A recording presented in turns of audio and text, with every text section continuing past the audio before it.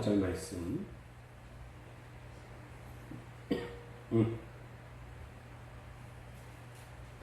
내가 이르되 하나님이 내게 후한 선물을 주시도다.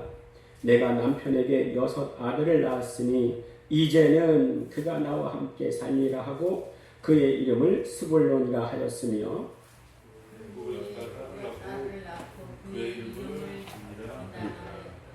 하나님이 라헬을 생각하신지라 하나님이 그의 소원을 들으시고 그의 태를 여셨으므로 그가 임신하여 아들을 낳고 이르되 하나님이 내 부러움을 씻으셨다고. 이 4절 같이 읽겠습니다. 그 이름을 요셉이라 하니 여호와는 다시 다른 아들을 내게 더하시길 원하노라 하였더라. 아멘. 할렐루야. 아멘. 우리 영육간에 늘 건강하세요. 서로 간에 인사하시겠습니다. 영육간에 늘 건강하세요. 자, 오늘도 말씀 듣기 전에 주님께 나의 마음을 고백하겠는데요. 저를 따라하겠습니다. 성령님 말씀하소서. 내가 듣겠습니다. 성령님 깨닫게 하소서. 내 마음 문을 열어 주시옵소서. 아멘. 여러분 중에 혹시 그런 경험이 있으신지 모르겠는데요. 밤에 내가 어떤 일을 열심히 구상합니다. 그리고 스스로를 자랑스러워하는 거예요. 야, 대단하다. 대박인데 어떻게 이런 일을 생각했을까? 참 머리도 좋아. 그것을 종이에 써놓고 스스로를 자랑스러워합니다. 그런데 다음날 일어나서 아침에 정신이 들어서 봤더니 이게 뭐야? 이게 뭐 이렇게 유치해? 어젯밤 괜히 시간만 낭비했네. 아쉬워할 때가 있습니다. 당장은요, 박수 받을 만하고 대단한 것 같아 보였는데 조금 시간이 지나고 보니까 아무것도 아니라는 것을 일생 가운데 많이 경험하게 됩니다. 저만 그런가요? 다 그런 경험이 있을 겁니다. 지난주에 우리는 레아의 깨달음을 보았습니다. 첫째가 뭐예요? 누구예요? 르우벤. 둘째인 시므온. 셋째인 레위를 낳을 때까지 레아는 야곱의 사랑받기 위해서 부단히도 노력합니다. 그러나 그것이 허사인 줄 알고 넷째 유다를 낳았을 때 내가 이제는 여호와를 찬송하리로다 다짐하는 것을 우리는 성경에서 보았습니다. 저는 그것을 이제는의 신앙이라고 명명해 보았어요. 자, 이렇게 깨달은 레아 얼마나 대단해 보입니까? 그러나 인생 전체를 놓고 봤을 때 단기간의 사랑은 진짜 사랑이 아니듯이 이제는의 신앙도 진짜 신앙이 아닐 수가 있습니다. 왜요? 이제는의 신앙엔 한계가 있습니다. 학생들이 이제는 공부해야지 누구나 다 그런 생각을 하지만 다 성공하는 건 아니에요. 아가씨들이 이제는 살 빼야지 다 그런 생각 가지고 있지만 다 성공하는 것은 아닙니다. 기독교인들이 이제는 신앙생활 정말 열심히 해야지 TV 보는 대신에 그 대신에 성경 보고 말씀 보고 또 기도해야지 다 그런 생각을 하지만 다 성공하는 것은 아닙니다. 이것이 이제는 신앙의 한계예요. 조금 더 높은 수준이 필요합니다. 자, 그것이 오늘의 제목이에요. 한번 오늘의 제목 같이 한번 읽어볼까요? 시작. 이제는을 넘어 그러므로의 영성으로. 그렇습니다. 이제는의 신앙을 넘어서 그러므로의 신앙이 필요해요.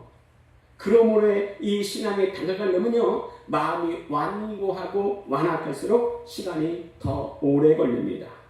하나님은 이런 사람을 고난을 통하여 변화시켜 나가는 것을 성경과 또 우리 삶 속에서 얼마든지 볼 수가 있습니다.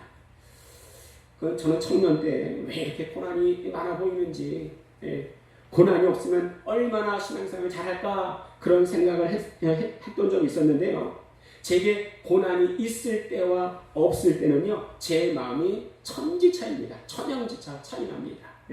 사람이요, 그렇게 쉽게 안 바뀝니다. 이전에 관성의 법칙에 대해 말씀드렸는데요, 죄도 그렇습니다. 자기의 성품과 인격도 그렇습니다. 내 죄성이 그렇습니다. 관성의 법칙이 뭐예요? 자기의 현재 자리를 지키려는 본능적인 습성, 이게 관성의 법칙이에요. 그 버스를 탔는데 자리가 없어요. 중간에 서 있는데 갑자기 버스가 출발하면 어떻게 됩니까? 내가 원래 서 있었기 때문에 이 습성을 놓치지 않으려고 이 몸이 뒤로 젖혀지게 됩니다. 또 갑자기 버스가 서게 되면 어떻게 돼요? 내 모습은 항상 앞을 바라보고 있었기 때문에 내가 갑자기 버스가 멈추게 되면 내 몸이 앞으로 쏠리게 돼요. 이와 같이 관성의 법칙은요, 자기의 현재 자리를 지키려는 본능적인 습관이 바로 이 관성의 법칙이라는 거예요. 우리의 죄성도 그렇습니다. 우리의 죄성도 그래요. 사도 바울도 여기에 괴로워하면서 오라 나는 곤고한 자로소이다. 누가 나를 이 사망의 몸에서 건져내랴 괴로워한 것을 볼 수가 있습니다. 어떤 사람이 여기서 자유로울 수 있을까요? 저도 여기서 자유로울 수가 없습니다.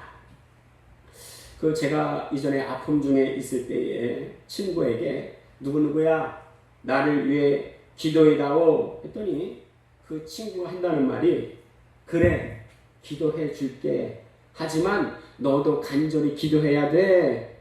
이런 말을 하는데요. 청년 때 얼마나 승질나는지. 아니 내가 이런 상태인데 내가 죽게 생겼는데 그걸 말이라고 하나? 왜 쓸데없는 말을 하고 있어? 기도 요청을 했다가 오히려 승질만 냈던 기억이 있습니다. 아파도요 승질은 변하지 않더라고요. 남아있더라고요. 어떻게 여기서 자유로울 수가 있겠습니까? 근데 그것의 해답이 바로 로마서 8장 1절 말씀에 있습니다. 우리 주보에 로마서 8장 1절 같이 읽어볼까요? 시작.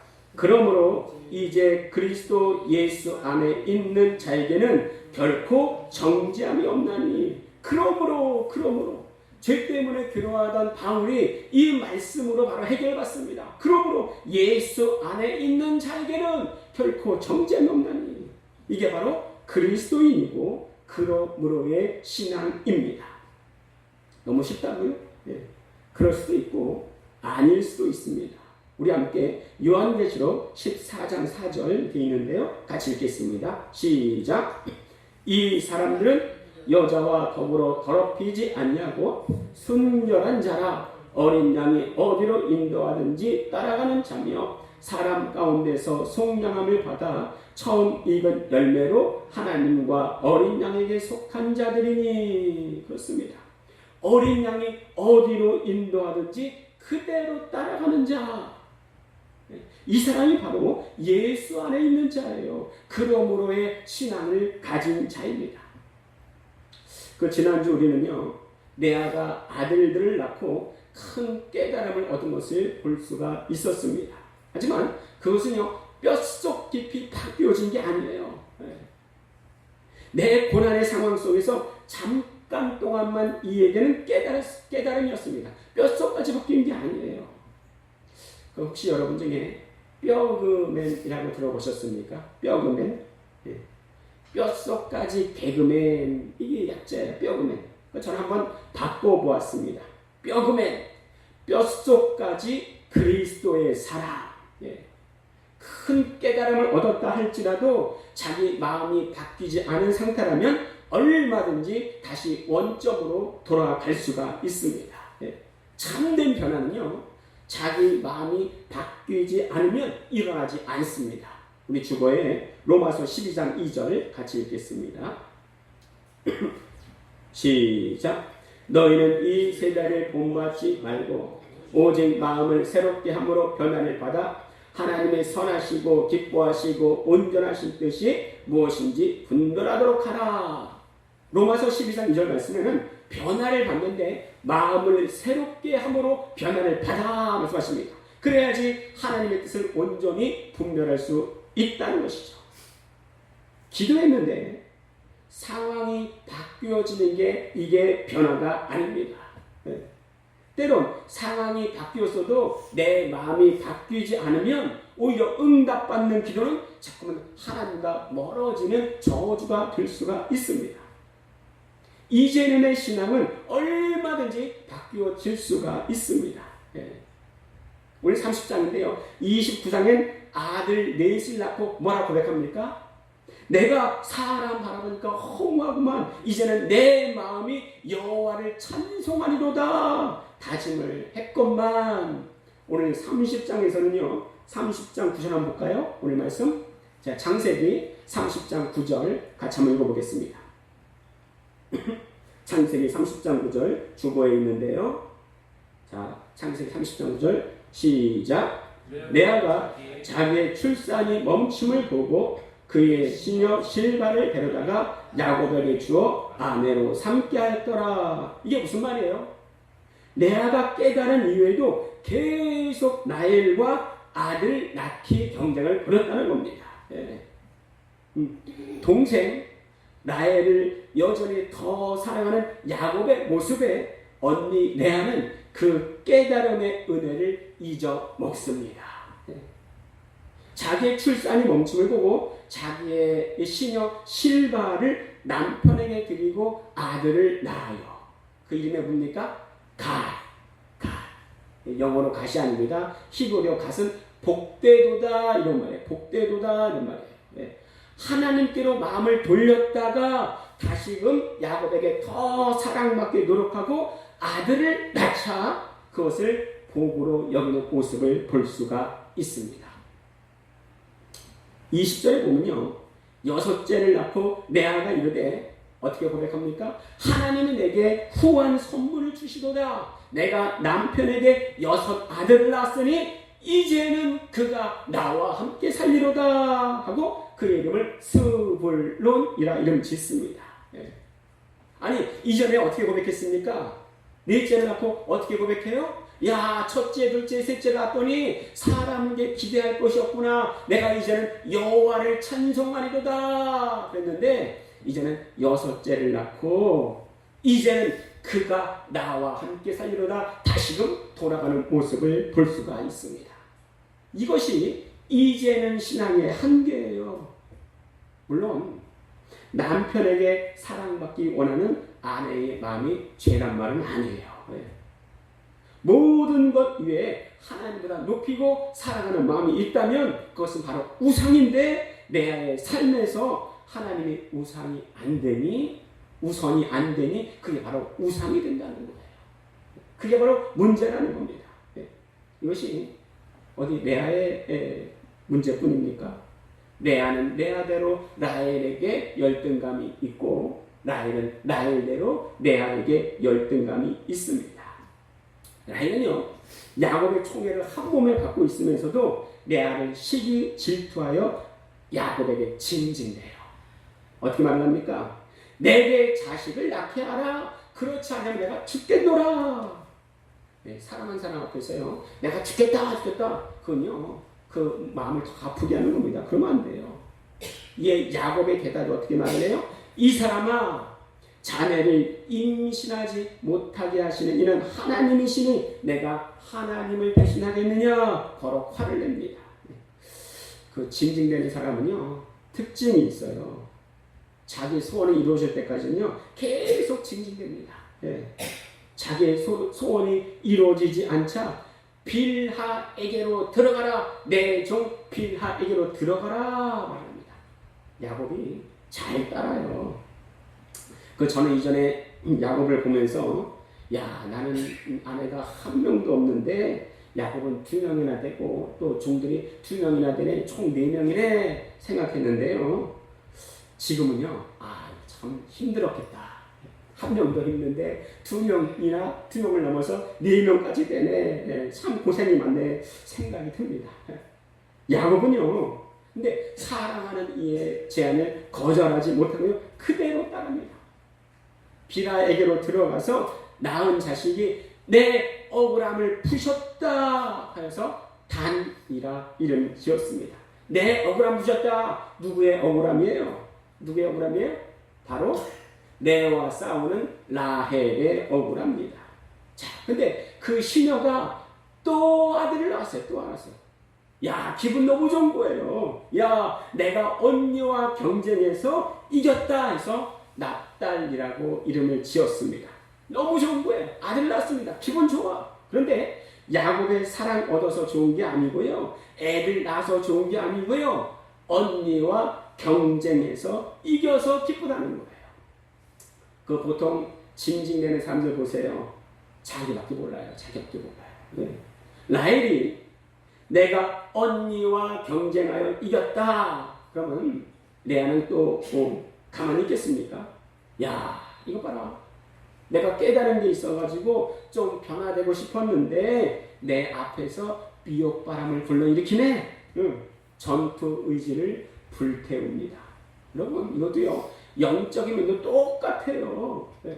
우리가 말씀에 서서 깨달음을 얻고 내 마음이 주를 향하여 서야겠다 다시 말하면요, 마귀가 그냥 있지 않습니다. 미혹의 바람을 불러일으켜서 어떻게 하든 은혜를 뺏어가려고 그래요. 예. 그때 우리는 어떻게 해야 되는가? 미혹의 바람을 잠재울 수 있는 유일한 무기는 오직 말씀과 기도입니다. 우리 삶에서 말씀과 기도가 빠지면 안 돼요. 그러면 그렇지 않으면 자꾸 내 성질, 내 성격이 드러나는 겁니다. 예. 하루는요, 그 레아의 첫째 르우벤이 들에서 합한 채를 얻어서 어머니 레아에게 드렸는데 라헬이 언니에게 합한 채를 요구하는 거예요. 뭐야? 네가 내 남편 뺏은 것도 모자라서 이 합한 채도 뺏으려고 해? 보세요. 레아가 이렇게 말을 했는데요. 적어도 라헬은요, 레아의 합한 채를 요구한 거지 뺏으려고 그런 건 아니에요. 네. 근데요, 마음에 이렇게 상처가 있는 사람은 말이 거칩니다. 거칠어요. 그리고 공격적으로 말을 합니다. 네. 말이 거친 사람은요, 자기 안에 앙금이 많아요. 쌓인 상처가 많습니다. 네. 레아가 거친 언어를 뿜어내자 라헬이 그러면요, 합한 채 주시고 오늘은 내 남편과 동침하세요. 징징대는 사람의 특징은요, 자기 소유욕이 많아요. 네. 자기가 원하는 것을 탐하고 하룻밤 야곱을 빌려주는 것처럼 이렇게 말을 해요. 네. 오늘은 내 남편과 동침하세요. 이렇게 말해요. 내 남편이라는 것은 적어도 너의 남편은 아니라는 거예요. 이게 완전히 가족 간의 맞장구입니다. 그런데 놀라운 것은 17절에 하나님이 레아의 소원을 들으셨으므로 임신하여 5째 아들을 낳습니다. 내가 내 시녀를 남편에게 주었는데 하나님이 그 값을 내게 주셨다 해서 이사갈이라고 부릅니다. 이사갈을 낳고 또 아들을 낳습니다. 하나님이 귀한 선물을 내게 주시도다. 내가 6째를 낳았으니 이제는 그가 나와 함께 살리라 하고 그의 이름을 스불론이라고 합니다. 아까 말씀드렸죠? 넷째 유다를 낳고 어떻게 고백합니까? 이제는 여호와를 찬송하리로다 고백했는데 6째를 낳고는 그 마음을 잊은 것을 볼 수가 있습니다. 이게 정말 이제는 신앙의 한계라니까요. 후에 딸을 낳고 그의 이름을 디나라고 부릅니다. 승승장구 잘 나가죠. 그럼 옆에 있는 라헬이 또 가만히 있겠습니까? 그런데요, 하나님은 약자의 편이십니다. 하나님이 소외당하는 라헬을 생각하셨어요. 그리고 그의 소원을 들으시고 그의 태를 여셔서 요셉을 낳습니다. 그때 라헬이 고백하는데요, 여호와는 다시 다른 아들을 내게 더하시기를 원합니다. 저는 이 성경 말씀을 처음 볼 때요, 야, 이 사람 라헬 욕심도 많다. 사람의 욕심은 끝이 없구나 생각했는데요, 다시 가만히 보니까 주체가 바뀐 것을 볼 수가 있습니다. 이전에 어땠습니까? 아이를 낳기 위해서요, 이것저것 다 써봤지만 아이 출산의 능력이 자기에게 없음을 깨닫는 거예요. 그리고 임신하여 또 아들을 낳고 여호와께서 주시기를 원하노라. 바뀐 것을 볼 수가 있습니다. 이것저것 다 경험하고 끝내는 그 삶 가운데 여호와 하나님의 이름을 부릅니다.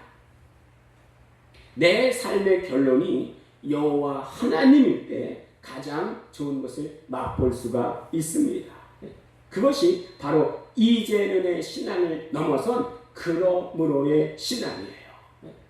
우리는 그것을 욥에게서 발견할 수가 있습니다. 욥하면 어떤 것이 떠오릅니까? 고난의 종, 고난의 종. 숱한 고난 가운데 자기의 배달, 자기의 무식함, 무지함, 또 죄성, 불신, 약함을 발견하고 하나님께만 최종 목적 둔 것을 볼 수가 있습니다. 우리 욥기 42장 5절 6절 같이 우리 교독하겠습니다. 주보에 있는데요. 내가 주께 대하여 귀로 듣기만 하였사오나 이제는 눈으로 주를 배웠나이다.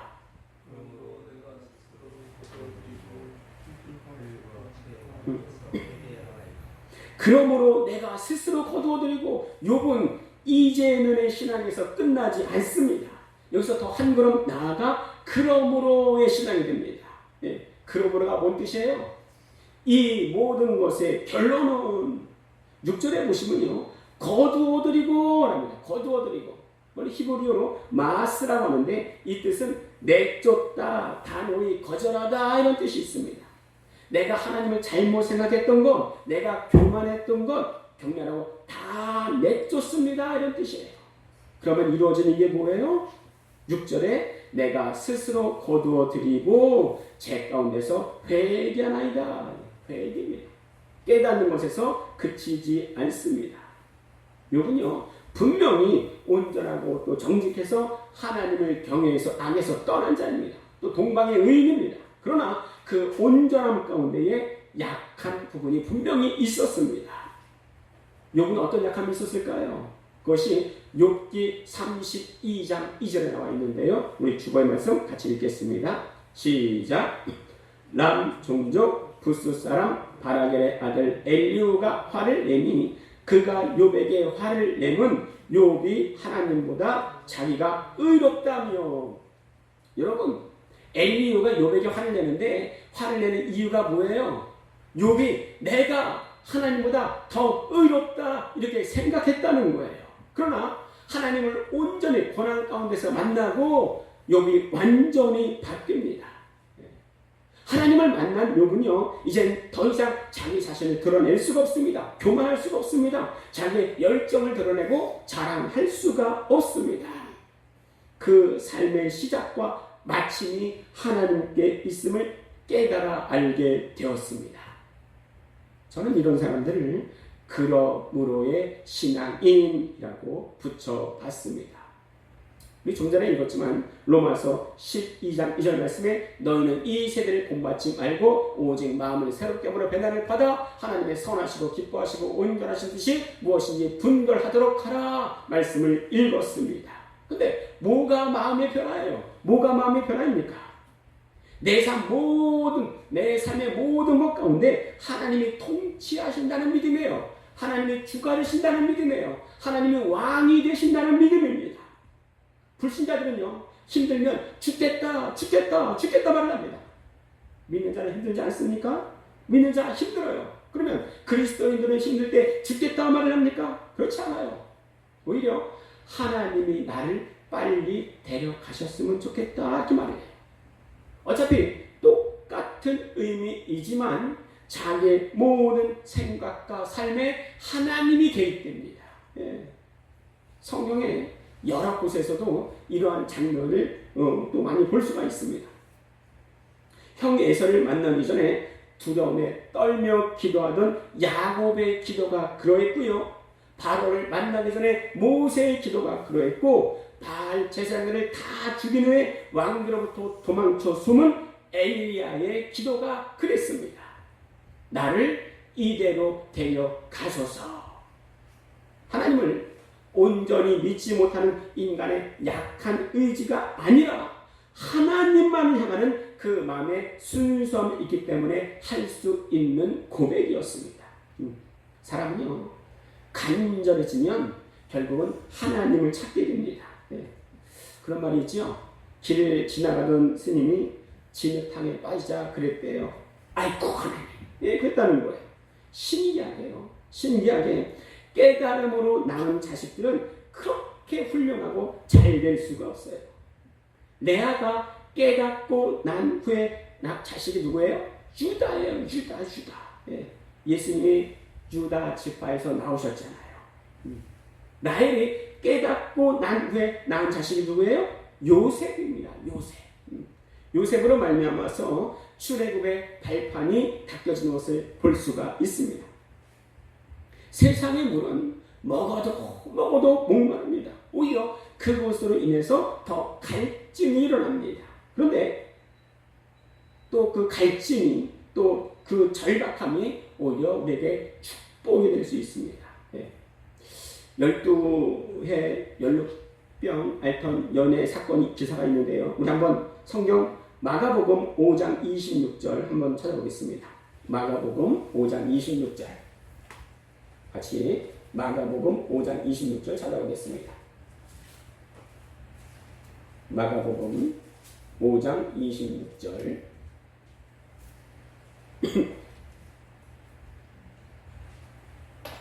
하실까요? 시작. 많은 의사에게 많은 괴로움을 받았고 가진 것도 다 허비하였으되 아무 효험이 없고 도리어 더 중하였던 차에 그렇습니다. 네. 많은 의사에게 많은 괴로움을 받았고 여러분 의원에게 갔더니 때리고 두들겨 패고 감금하고 괴롭힌 게 절대 아니에요. 네. 그런데 의원들에게 괴롭힘 당했다고 말씀하십니다. 이거 무슨 말이에요? 이것은 그들을 의지했더니 결론은 도리어 더 중하해졌더라 말씀하시는 거예요. 사람을 의지했더니 거기에 소망도 없고 해결책도 없더라. 그렇기 때문에 주님을 찾는 절박함이 더 생깁니다. 네. 이전에 한번 그런 말씀 드린 적이 있는데요. 제가 한참 바쁠 때 어떤 집회에 가서 목사님께 안수를 받으려고 집회 체육관에 참여한 적이 있는데요. 안수 받으려고 설교가 끝난 후에 제가 달려갔더니 에워싸는 아주머니 때문에 그 뚫을 수가 없더라고요. 한 30명 에워쌌는데 뚫을 수가 없어요. 그런데 이 혈루병 앓는 여인은 적어도 예수님 주변에 몇천 명이 있습니다. 몇천 명이 있는데 그 예수님 중심에 가 있는 거예요. 무엇이 이것을 가능케 했습니까? 이 여인의 절박함이 그것을 뚫는 열쇠였습니다. 고난 가운데서도 하나님만이 참 열쇠시다. 주님을 의뢰하는 절박함, 이것이 바로 그러므로의 신앙입니다. 라헬은 여러 마음의 고난을 겪으면서 이 모든 것의 열쇠는 하나님이 행하시는구나 깨닫습니다. 고난으로 인해서 내 마음이 조금씩 더 깊어갈 때에 뼈금에 무슨 뜻이라고요? 뼛속까지 그리스도인 그러므로의 신앙인이 되어질 것입니다. 우리 한번 오늘 말씀을 생각하시면서 자 오른손 한번 드시고 들고 힘차게 외쳐보겠습니다. 따라하겠습니다. 이제 눈을 넘어 그러므로의 신앙으로 뼛속까지 그리스도인 뼈그맨이 됩시다. 이 시간에 우리 말씀을 생각하면서 기도하겠습니다. 첫 번째, 이제는의 신앙보다도 더 귀한 것은 그러므로의 신앙입니다. 내가 그러므로의 신앙이 되어서 주님이 기뻐하시는 삶을 살게 하여 주시옵소서. 두 번째는 우리 교회에 들어오는 자마다 주의 평안과 성령 충만을 주시옵소서. 우리 주여 한번 외치시고 함께 기도하겠습니다. 주여 살아계셔서 지금도 역사하시는 아버지 하나님, 주의 역사하여 주시고 인도